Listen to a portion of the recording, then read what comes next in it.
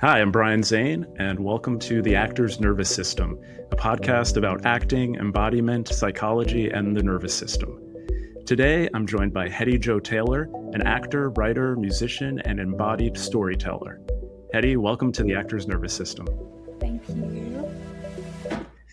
So, I just wanted to start first with a little bit of your story. How did acting and music first enter your life?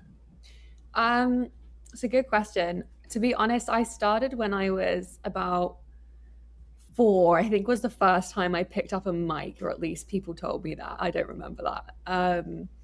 And I found it just kind of music has always, I've been naturally inclined to, sing and do vocals for most of my life. But in terms of the like acting and things, one thing I started doing growing up, I don't know if you remember it, was Video Star and like iMovie, and I got really obsessed with that for a while. And What's Video Star? I know I'm. videos, it's you could basically create your own music video to like the top pop hits and things like that. And the same as iMovie, and it would put them into trailers or full-length videos and with really cool effects. Or at least I thought they were really cool effects because I was like 12 years old at the time. So actually, I posted a bit about this yesterday. I have like a whole hour and a half recording of me doing every single character of Wicked on Wow. Video Star. So that was a commitment. It took me about 3 days to do, and I think that was the moment my parents were like, "Yeah, I think she's this is what she wants to do." So yeah, I was always drawn to the arts. I think for me, it was a case as I was getting older, I struggled a lot in junior school and senior school because I was just a bit like different and quirky, and I didn't really know why at the time.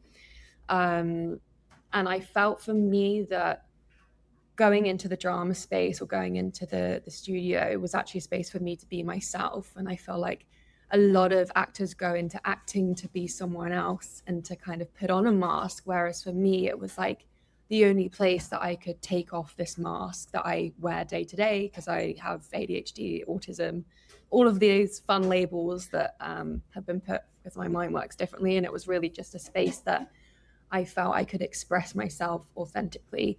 So yeah, kind of going into that up until sixth form, where I then took my I studied drama for my A levels. I don't know what the equivalent is in the US, but Is that like your tests for university or something? yeah. Yeah, we have like the SATs and the ACTs. Okay, yeah. So equivalent of that, and I loved it, and I was like doing all the school plays and things, and yeah, that took me into my uni degree, which was drama and theatre studies, which I studied at the University of Kent in Canterbury. Mm-hmm. And that was for 3 years, but unfortunately got cut short by COVID. Oh yeah, yeah, So that was really fun trying to do Romeo and Juliet on Zoom, yep. as I'm sure a lot of other actors and people studying at uni experienced. And I think that actually put me off a big part of going into the industry because I felt, okay, I want a bit more stability. And then that's where things kind of branched off and I went a completely different direction, which we'll probably discuss in this podcast. But yeah, that's really where I got to with my drama, and then took a big 6 years out, and now I'm back. So Great. Yeah, a couple points of intersection is you were talking about like making. I made movies when I was a kid with my brother, but I'm a little bit older, so we had the big camcorders, and we would make these movies with like the Where's Waldo doll, like it was a Chucky doll and stuff like that. oh wow, like Yeah, horrors you made, like a horror movie, and I'd be like, I had like a trench coat, and I was walking around, and then the Waldo would jump out, and be like, ah. I love it. Yeah.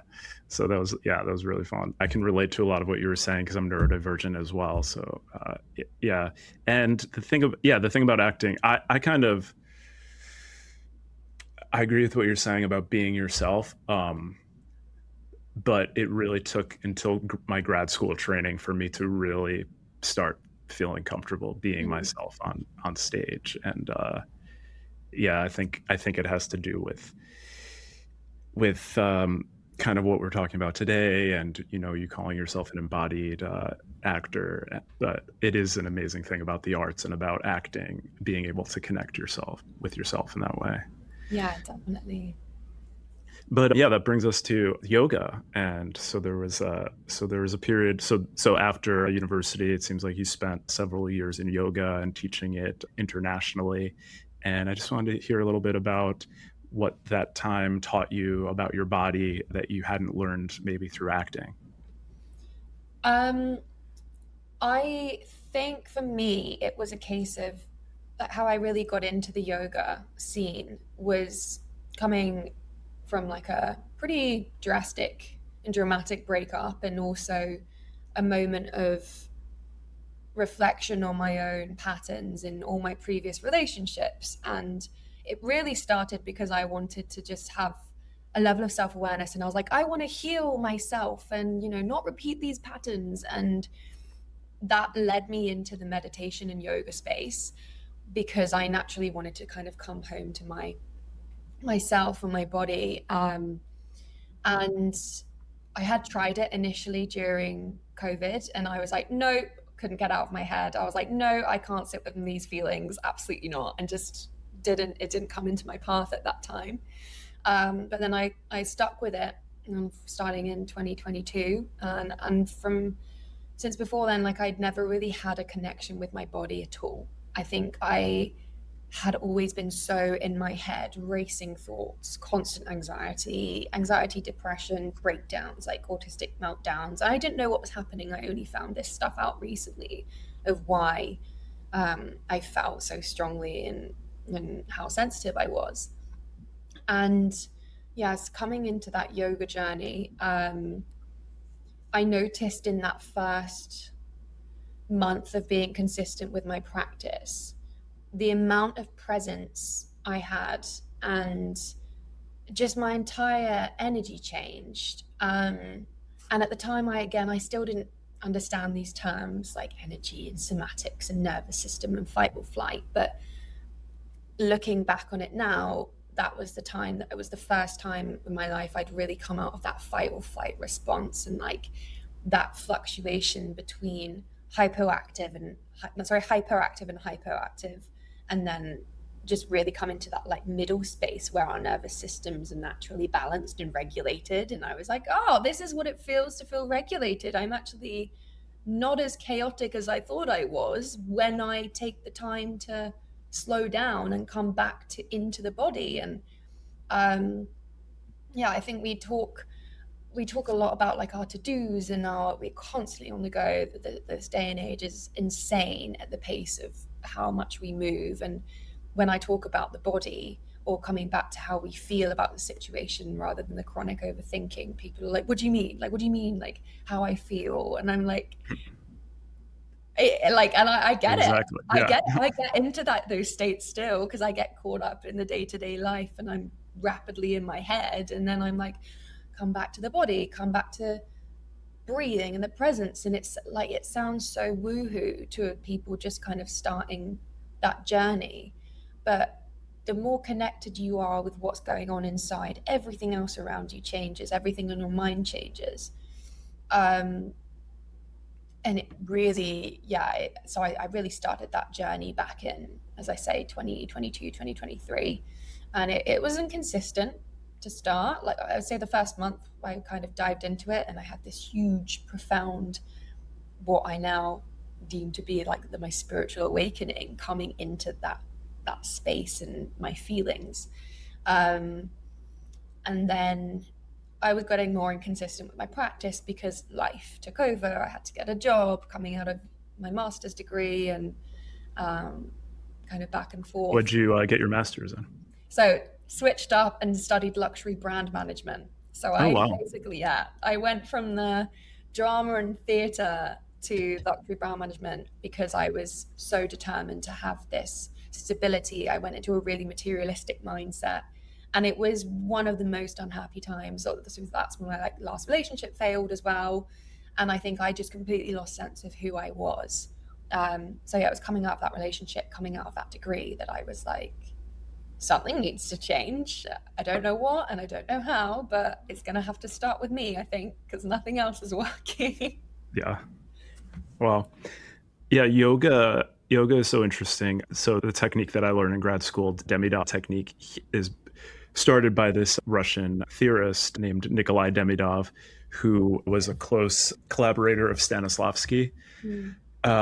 And he was a doctor, a psychologist, a psychiatrist, and also very involved in yoga and meditation and all these Eastern non-dual teachings. And so in my grad school program, there were 10 of us, and 2 out of the 10 people were yoga teachers as well. Okay. So this kind of work kind of seems to attract those kind of people. But I wanted to hear a little bit about, did you find yourself like becoming, when you were doing yoga, less interested in like control and more interested in letting go, and what did that look and feel like? That's a really good question. Um, I feel that initially, I think I felt I need to control the way I do yoga. And there's so much when I talk about yoga and people aren't familiar with it, their first instinct is, when I'm like, come to a yoga class, and I'm not flexible. It's the first thing I get every single time.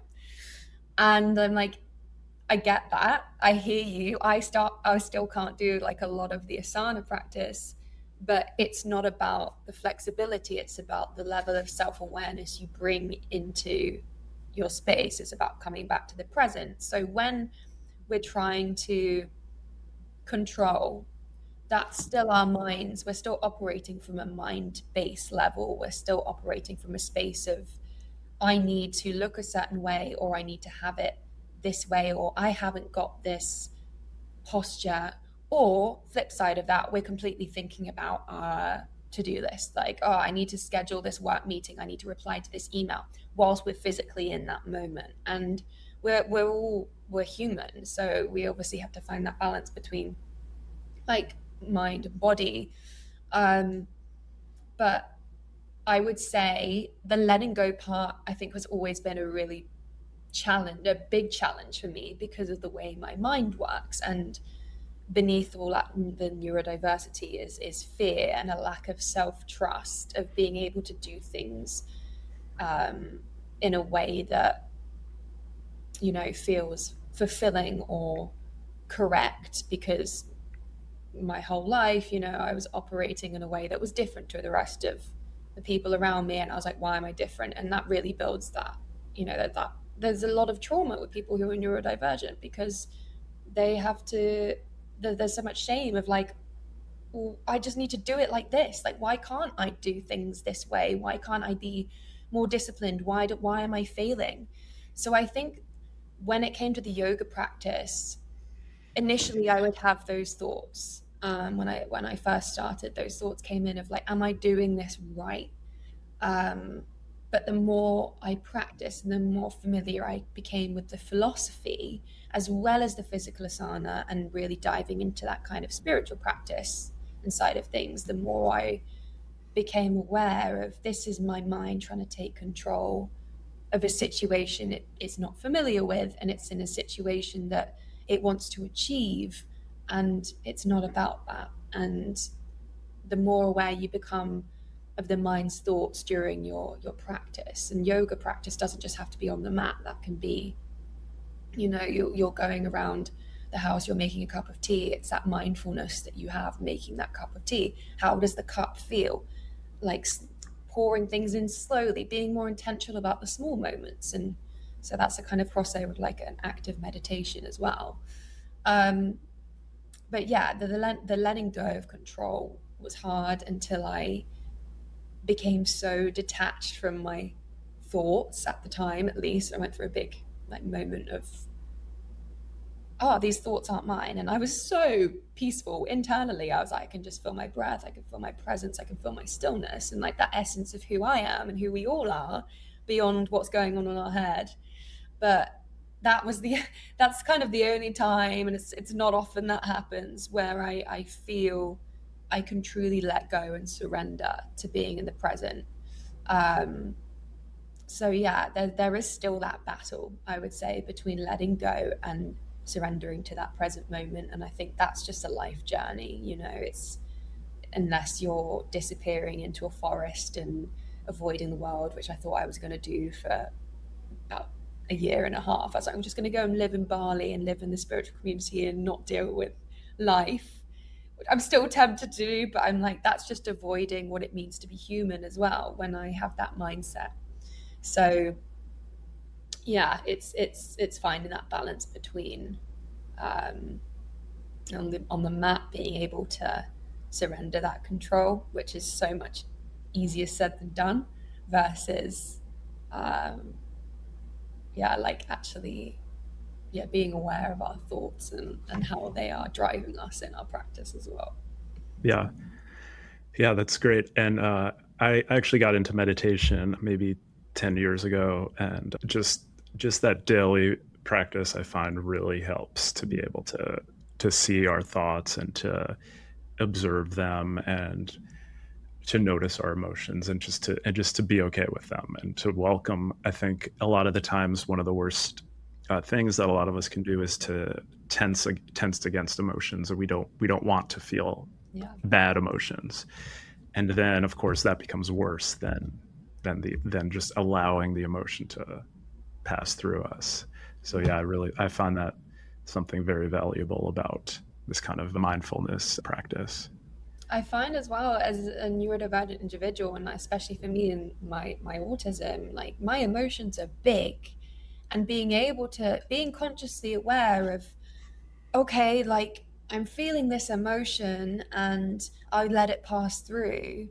That's really hard for it's a really hard thing, especially for like an autistic individual, because half the time, and still now, I struggle to identify what emotion am I even feeling. And that's what makes Right. it so Yep. scary, Yep. is these emotions, big emotions can come out of nowhere. A lot of the time it's just like this anger and resistance to something that is, because it's not in our control. And that's really, really challenging. And I think, like you said, with the meditation, that helps us to understand, okay, are these thoughts that are creating these feelings in my body, or is this a response to, or is this a nervous system response to not feeling safe or threatened? And that's a really interesting overlap. Like I'm still exploring of how much of this is my head creating this feeling and how much of this is my response to an environment or a personal situation that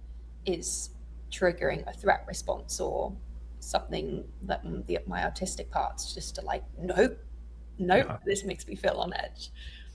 Yeah, and I've had that struggle as well to identify emotions, and that's what's interesting about pursuing acting, right? Like, it almost makes sense in retrospect why I would be interested in pursuing acting to be like, okay, this is a way to express emotions or to practice communicating, practice expressing emotions in like kind of a safe container. And that's something tricky about some types of acting training where they're like what emotion does the character feel at the time, and it's like, what if I don't know what emotion I'm feeling? Like, Literally. does the character know what emotion they're feeling, like in the moment? Like, do we always know what we're feeling? We're just kind of reacting and responding in the moment. I wanted to transition to acting, and kind of, now that you took a little bit of time out, I did a similar thing. I originally went to undergrad for theater and English. I pursued acting for a couple of years after graduating. Then it was tough, and I decided to go back to school, and I got my first master's in educational theater at NYU, and became a teacher. So I became a theater teacher, theater and drama teacher in Chicago, and I was still, acting. The cool thing about Chicago is they have a big theater scene that you can kind of do nights and weekends or summers and stuff. So I was still acting at that time, but I always kind of wanted to go back to it and take it seriously. And I didn't get a BFA, I got a BA in theater. So it wasn't like, it was just all theater. It wasn't specifically acting training. Mm, mm, So during COVID, there were a lot of people, I think, making decisions during COVID, and mine was to go back to grad school and pursue acting. And so that's kind of what my journey is. And now, so similarly, you took some time away from acting. You pursued yoga for these years, and then you got a master in luxury marketing. You said it was. So yeah, I did my luxury brand management masters, and then after that, I completed that. I then went into the Went to yoga. yoga scene Okay, and traveling gotcha, and all of that fun gotcha, gotcha. stuff. Yeah. So now that you're coming back to acting, I just wanted to hear like what it's like to return to something you knew before, but now maybe with a different relationship to your body after yoga. So I got back into the acting last November, and my yoga practice has been for the last year and a half, 2 years, a little bit more consistent. But something I noticed coming back into the industry, and not just acting itself, but creating and as an artist and music and what I put out into the world, like I say, like what I create is has changed significantly in the sense of the amount I have expanded my capacity to create. Like it feels infinite and I can feel it in my body, like this insane creative energy that has grown, like I say, has grown without having done the practical, structured training to get me into the acting or music industry. It's like I've just channeled this entire different energy, this creative energy, and my ability to act, it just flows now naturally. Like for me, just creating is so much easier. It's much more fluid. Um, and creative burnout definitely isn't an issue for me at this point in time, but I probably would say I have the opposite. I've got too much creative energy and I actually don't know what to do with it. So I think it's a beautiful thing. It's incredible how, I put it down to the yoga, I put it down to my spiritual journey, I put it down to everything, that the life experience I've had over the past 4 or 5 years, that an embodiment, which I know we'll come on to, like embodiment of everything that I've lived, everything that I've felt, everything that I've learned, and this certain wisdom. And I think there's a very strong link between like a very like ancestral wisdom and transcendental wisdom is what they call it in sort of yoga philosophy, and in bhakti yoga, which is a form of devotional yoga, which I started last year. And the link between that and how creative we are as individuals. And I think the further along kind of consciousness journey, if people are familiar with that, is that like our level of awareness of ourselves and then the world around them and then something bigger than them and how it's all connected, all of that. Um, there's like a very strong link between once you kind of expand that knowledge and wisdom that's from within, our creativity and our acting, for me, it's had a huge effect. So I went, for example, where I started acting training at somewhere called the Unseen Acting School in London, and which is very much about the unseen, like things that go on in the characters' emotions and their bodies and their feelings, behind just performing. And that really, I was obviously naturally very drawn to that because for me, I show up with authentic emotion in my acting now. So I go in, I've taken the step of being conscious enough to go, okay, I'm going to play this character, but I'm not playing this character. I'm channeling an emotion that I'm feeling and I'm thinking about an experience that I've had whilst I'm performing this. So what I'm creating is so real, so present, and so authentic. But I would not have been able to have got to that point unless I had dived into the yoga and yoga journey and that depth of self-awareness and understanding. Again, it's all stuff every single one of us has access to. Especially as a creative, we're naturally more tuned into the bigger things in life. I feel that we are naturally more in tune, like you said, like with these emotions that day to day we might not be able to understand or kind of rationalize. And yeah, kind of coming into that acting space or performing space, we're processing not just emotions of the characters, but our own traumas and our own wounds and our own like upbringing, and putting it into changing that energy and that momentum into something creative. Wow. Yeah, that's great. Thanks. What do you trust your body to know now that maybe you didn't trust before? That's a oh, that's a great question. Yeah. What do I trust my body to know now that I didn't know before? I trust my body knows, firstly, when I am overwhelmed. Like, I trust it tells me, it doesn't just tell me, it screams very quickly. It's like, no, if something for me is too much, or I'm in the wrong situation and I'm repeatedly having the same feeling, um, it will tell me this isn't right for you. Stop putting yourself in this situation. This doesn't make you feel safe. And the blessing that I have had is to know the difference between not feeling safe and not feeling regulated versus feeling my absolute highest self, that state of bliss that we all experience. And that's come through Bhakti yoga, which is devotional yoga. So I practice kirtan. I'm part of a kirtan group currently in Vancouver in Canada. Mhm. And kirtan there's a certain mantra um, which carries a vibration, a frequency of vibration that cleanses the mind.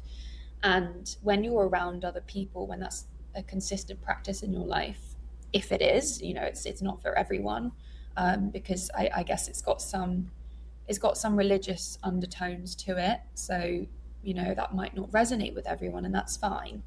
Um, but for me, there was something about these certain mantras, which in Sanskrit, which really brings such a powerful, ancient um, understanding of like the universe, and the feeling of that, being in that space with those people who consistently practice their chanting or their devotional service, versus kind of stepping out into the crazy chaotic world, or not taking time to do my bhakti practice or my physical asana practice. It's like two different worlds, because my body naturally, I feel everything, and my body naturally, it's constantly on edge. It's never really fully relaxed.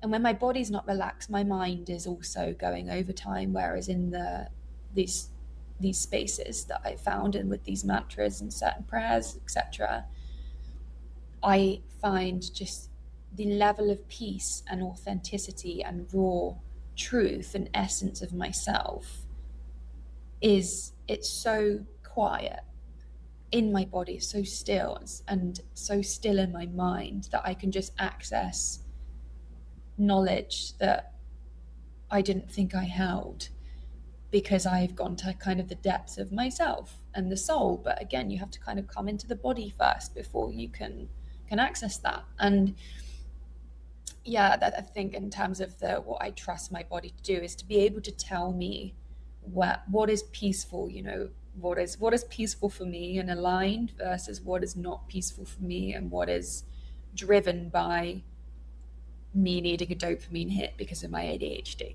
My Yeah. body burns out very quickly, very easily, and it's something that I have had to learn to trust and be mindful of. Is I can't continue to operate in the way I did 6 years ago, 7 years ago, 8 years ago when I was a kid, because my body has changed, and it's also telling me things that I wasn't aware of. And trust me, I've tried to operate like corporate, I've tried to operate the go, go, go, how I was growing up. I was like, yeah, I achieved this. I was head girl. I did all this. Why can't I do that now? Because I've got a different level of conscious awareness now. And you can't go back on that, unfortunately. Yeah. once you have a level of awareness of yourself and the body, you can't pretend. So I trust that it will always give me the truth and lead me forward, rather than taking me back and putting me in a position that it doesn't feel safe in, or the nervous system doesn't feel safe in. Yeah. It's almost like once we're attuned to that voice, the intuition in us. Like you can't unring that bell. Like you can't you can't just say, no, shut up. Like I've tried. yeah, me too. Me too.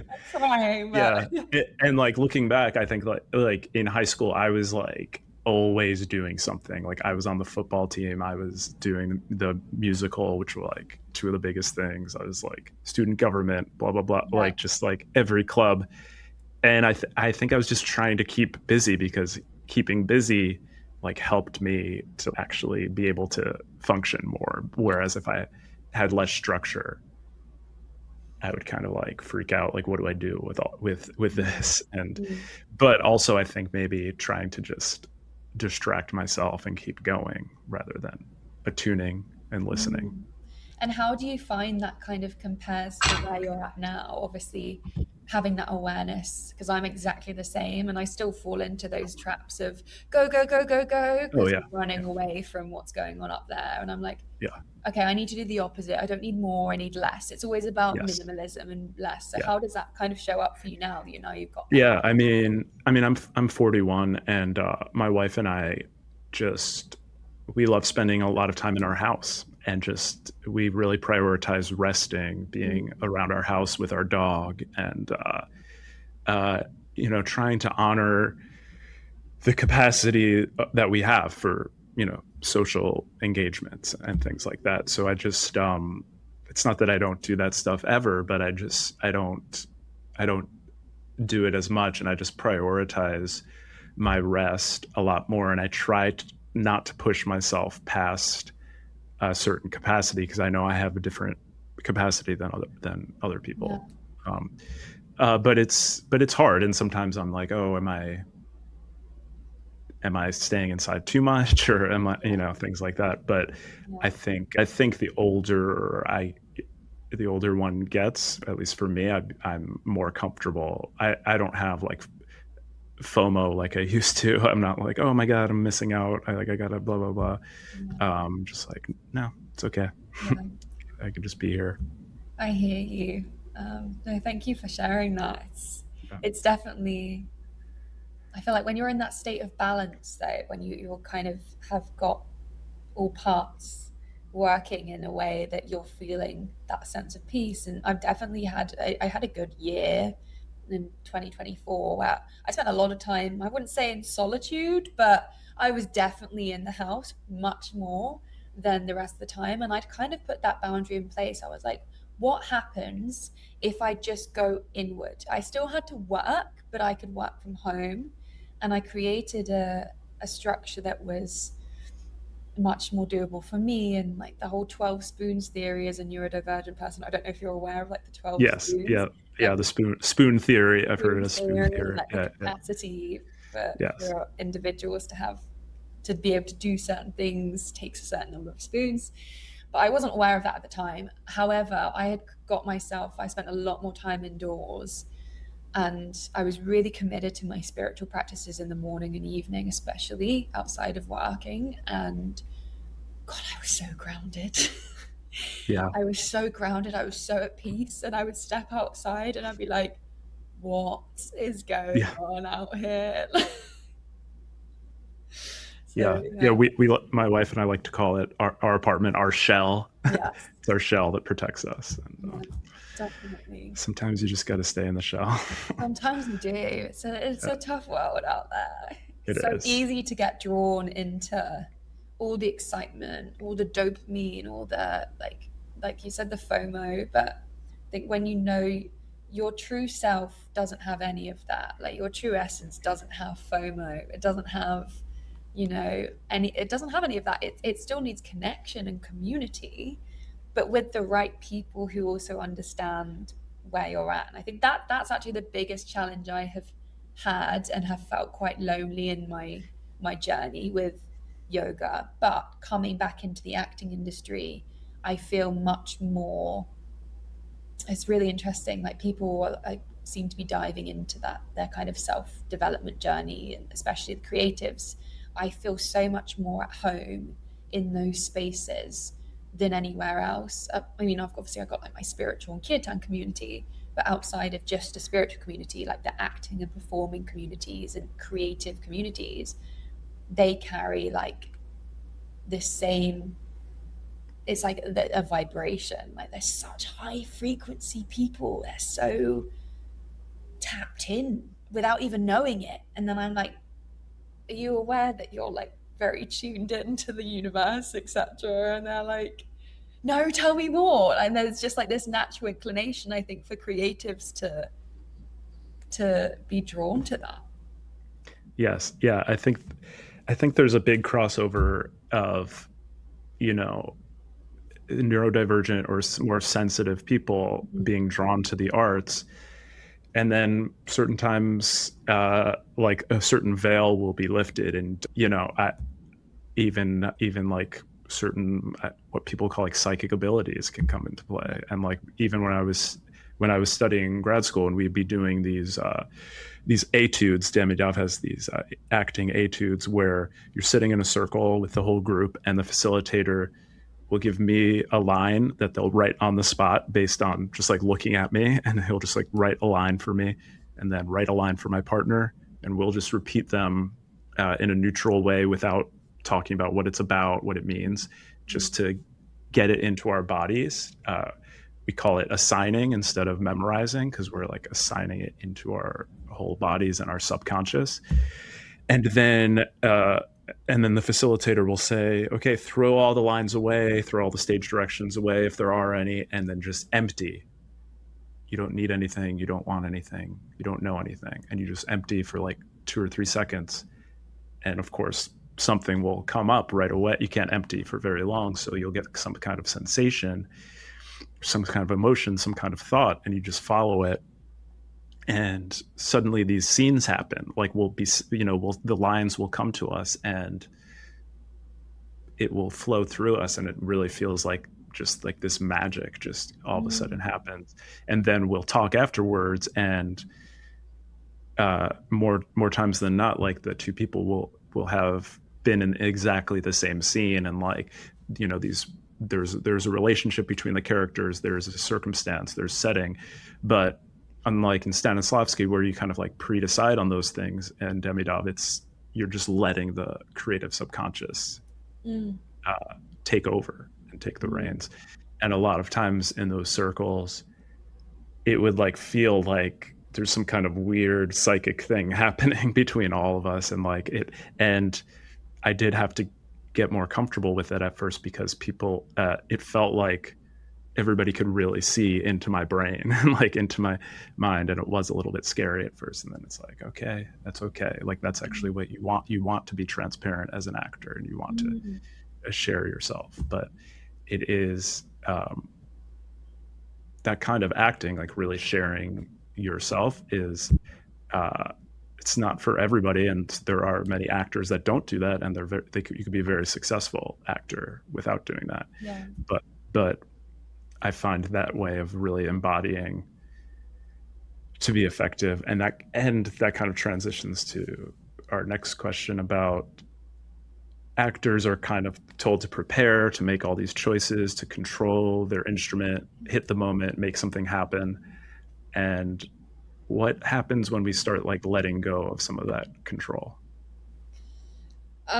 In terms of like, you mean like the preparation leading up to kind of a performance, or? Yeah, and even just you refer to yourself more as an embodied actor now. Yeah. How do you think that, like, maybe you could talk a little bit about that, and about maybe what you learned about acting when you were in undergrad, and if there was like what the difference is, and how you feel about it now. So I think I'm probably one of those actors who's gone into the industry with much less knowledge of, even though I'd studied a degree in it, it's been a long time. But Yeah. I think I've gone into the industry with less knowledge on the principles and techniques and kind of standardized procedures that go on in preparing for a performance or a show or workshopping than a lot of actors. And it's something, even you just describing your, like some of the methods that you had, I was like, wow, that's so powerful and really resonates. And I was like, oh, maybe I'm not that original at all. Like I was like, oh well.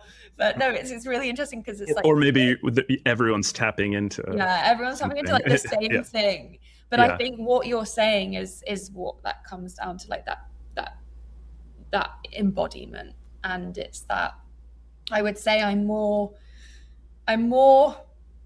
embodied and go with the flow with my acting, then I think I actually need to start introducing some more like structure and knowledge and preparation. And find, again, it's always about balance. Like, and balance, I think when we have, that's the sweet spot. It's having those foundations and structures and principles, but not holding on so tightly that it's like, oh, I didn't do that method, I didn't do that in the way that my acting teacher told me to do this. Like, ultimately, your own power and your own authenticity, that is enough to create the lead. And I think for me, like, people are like, oh, like, I feel like you'll be a really good lead in this show or a lead in this. And like, the lead aspect of things comes from like my own innate truth, if that makes sense. Like, it's my own understanding and presence and authenticity, but people just see themselves. I think when I act, it's like I hold up a mirror, because the emotions I feel, they flow through me, and I'm using my own experience. It's so authentic. Like, it couldn't be more authentic, because I'm thinking about something that's happened in my life that is so relatable to this person or situation or circumstance that's going on in a show. And I know, like, that's been the thing that just creates, it's an entirely different vibration when you're coming from a place of truth versus when you're solely relying on this training technique or this acting technique. But I'm very biased, because I come out from a perspective of someone who's been doing yoga and Ayurveda for the past few years and not been training at a drama school, which I think would also be really good for me to kind of take a step back a little bit and go, right, we've got like that kind of, we've got that kind of presence and that raw visceral emotion you want to create, but how can we prepare for that? And I think when I was studying my undergrad, um, I would say we did a lot of devising technique, but improvisation stuff always came really naturally to me. I think I am a free spirit at heart. It's something I've learned, and I think that's why I find it much easier for me personally to just go with it. But mentally, I need to have the reassurance and that kind of structure, so I don't start overthinking everything as well. So I think, yeah, we had kind of devising stuff. We did a lot of physical theatre as well. Again, I was always drawn to the physical stuff. But on the flip side of that, when it came to the end of my degree and I did my dissertation, and I wrote it, what did I write? I wrote my dissertation on the, how we can continue the performing arts industry during pandemics, and how pandemics have influenced and shaped theatre and performance as a entire way of existing in each different era of pandemics, like COVID, the plague, all of that. So I kind of went back through history, and I loved the writing too. And I think that's the part which, the writing part is also now a really big part in my life, because I'm writing a new musical. And the new musical is based on everything I'm talking about with you today in the last 4 years. And for like this character who's gone traveling, tries to, like, initially is like very much into the escapism, not escapism, like adventure side of things, and then it turns into escapism, and it's like she's running away from herself ultimately, but she does it through different things. One point, it's like substance abuse, and then another point it's yoga and spirituality, and it's all kind of this avoidance of what's going on in our head. But essentially, yeah, like learning the biggest challenge I've had is like, great, I've got this vision, and now I need people who have trained in their specific areas in the industry, and like production or stage assistant or dramaturgy, like to help me actually make it real. And I think because I am a visionary and I do feel everything, but turning that into something tangible and real is my challenge. So I definitely think that having that balance between, um, the structure and the techniques and the foundational learning and reading and building, that gives you the framework to then build up, and build into that like level of self-awareness and combining embodiment and knowledge of how to put a show together. That's Yeah. kind of key. So Yeah. I'm taking a step back and going, right, let's go back to basics and figure out how to do that, and then everything else can come after. So yeah, Have you written a musical before? never. I've Oh, literally, no, I've got no idea what I'm doing, which is why I was in Texas, because I was in Dallas with musical writers, amazing people. Honestly, it was the most inspired I've been in a really long time. Just like the most talented writers, musicians, composers, actors. Just I was blown away, and I think it just really showed me, wow, like I have a lot of like ancestral transcendental knowledge, but I don't have a lot of actual industry knowledge as much as I would like. So it taught me a lot about, how to put my ideas onto paper. And I've got a way to go, but I'm very excited. I'm very passionate because the story is so real and it's so relatable to every single person. It will touch people in a way that they might not be able to rationalize certain things that they're feeling, but they'll feel it. And that's the impact that I want this show to have, is they're going to feel as much as I'm feeling, doing it. So yeah. that's great. Yeah, I love musical theater. That kind of got me into performing. Also, when I was 7 years old, I saw West Side Story, and I was just like so captivated by it. And Oh, cool. yeah, musicals really do something that no other art form can do. So they're really Mm. that should be a really great experience. Writing. So you're going to write and perform. So Is the I'm yeah. writing. I started with the music, and actually that kind of comes on to what you were just saying about like musicals do things that I find that I always loved just kind of standard straight acting, but I love musicals because of how much music tells a story. And I think I started writing with the story, like I started writing the story through the music before I got onto the script, Mm, which apparently I found out that doesn't mean like that's a good thing. It just means you got to work on the script too. You've got to have both as strong as each other. But yeah, yeah, it's been an incredible kind of process so far. So yeah, I'm writing the music right now and writing the script, and then I'm gonna get another assistant director on board. But ideally, yeah, because I would like to play the character that I'm the protagonist I'm writing like a big part of the story for. And I was like, I can't do all of it. Like start, distributing some of the workload. Another thing of me, I was like, I can do everything. I can do it all, and I can't. Every time I crash and burn, I'm like, I want to collaborate with people, and that's where I think the beauty of that's where real creativity I think really comes in. Like we can have a spark and an inspiration, but we need other people to help light that fire as well. And that's something that I've definitely learned, is that is working with people, and it's so much more fulfilling. So I will be onboarding, fingers crossed, an amazing team, in the next year and a year or so, 2 years, um, to get it all up and going. that's exciting. It's really great. Thank you. Um, okay, I wanted to ask about the nervous system. If you could teach an actor one thing about their nervous system before they even ever stepped into an audition room, what would you want them to know? Good question.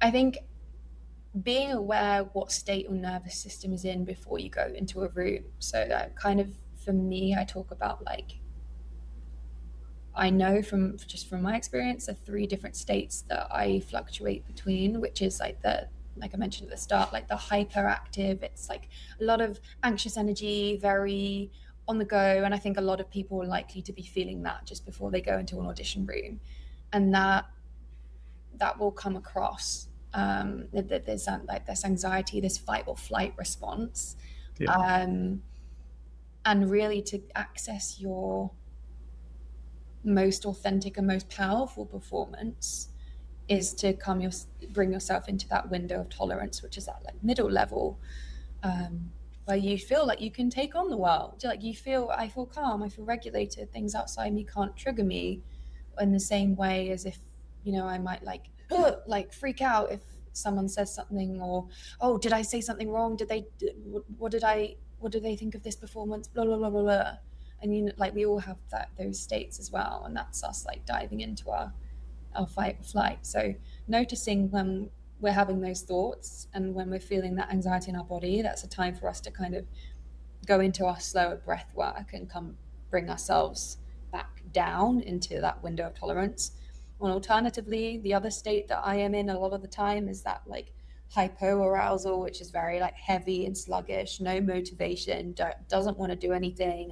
I'm depressed, I can't move, all of that. And it's true, and some of those states can last for a long time. But if that's how you're feeling the day that you go into an audition, it's then about, okay, how can we kind of lift ourselves up and bring ourselves into that window of tolerance. And for me, that's like music, that's somatic shaking. I like move so much. I love to just shake every limb. And I think every single drama student or anyone will have done the like 1, 2, 3, 4, 5, 6, 7, 8. And Yep. I mean, you think it's weird when you're a kid, but honestly, I'm like, that really helps because it gets out, it shifts this energy and this stagnancy.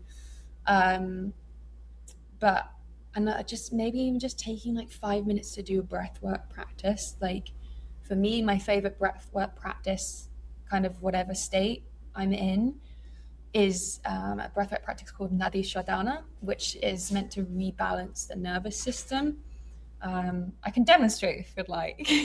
Sure. Yeah. I mean, that's kind of transitioning to our next question is about Okay.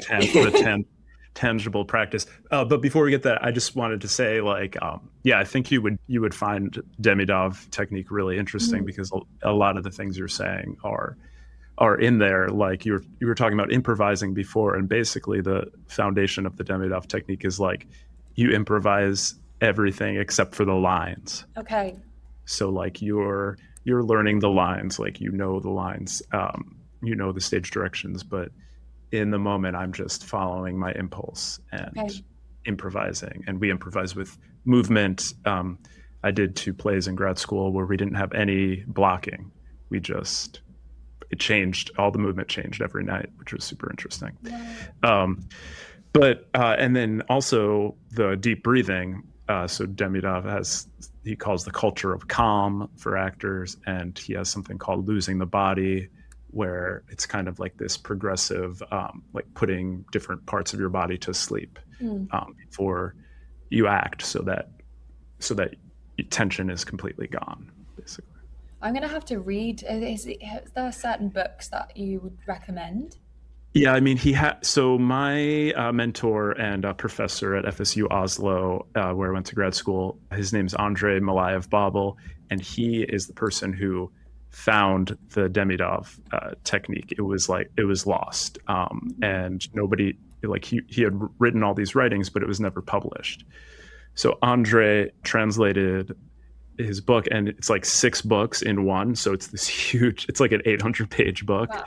So this is the only thing that's published, and I have it in the other room. So it's like this 800-page book. But also the Demidov Association has a website, and they do Zoom classes. And Andre, I think he was just in London, actually. He does a yearly in-person workshop in London and different places around the world. But yeah, the book is called Becoming an Actor Creator. Okay. Put it in the chat. I've heard of that. Is that because you sent it to me already, or is it because I've just come across it elsewhere? Becoming an actor creator. I'm not sure. Just go back through our chat, but no, Yeah. I've heard of that for sure. Yeah. So now I would love to end each episode with a tangible practice that the audience can take away, some way to actually regulate or calm our nervous system. So Okay, so the practice I have was that I mentioned is nadi shodhana. I don't know if you've heard of that before. No. I've got the Oh, say dog. hi to your dog. I I have a was dog gonna too. say the dogs My are dog, gonna. yeah, my dog's asleep. She's passed out. He's like, I want to join in. Hey, buddy. And now I'm glad I have headphones on because if my dog heard the barking, she would go crazy. Really? What are you Yeah. barking at? He's an anxious dog. He's not the most regulated himself. So I'm like, dude, do you want to join in? Do you want to do the practice with us? He's like, what do you mean? So it's called Nadi Shodhana. So basically, you take your right hand and you fold your index and your middle finger towards your palm in what we call Vishnu Mudra. Mhm. Yeah, you start like this. Can you do it? He's like, no, you're okay. And you close your right nostril with your right thumb like this, and you take an inhale through your left nostril. So you can take 5 counts. Inhale,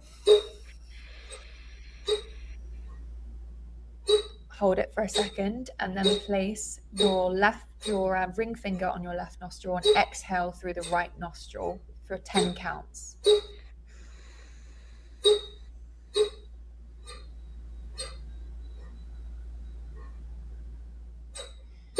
And then you'll repeat that again. So you'll breathe in through your right nostril for 5, close with your thumb, and exhale, releasing the ring finger and exhaling through your left nostril.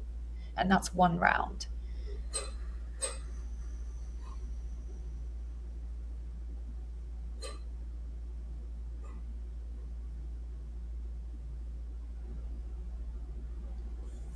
I reckon we can do 2 more rounds. Normally you'll do about 5 to 10, depending on how much time you have. So inhaling through the left, hold, exhale through the right.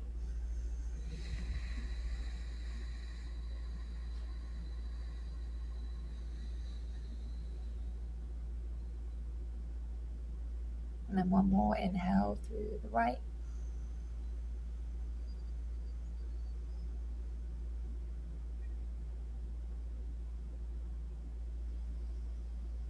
Exhaling through the left.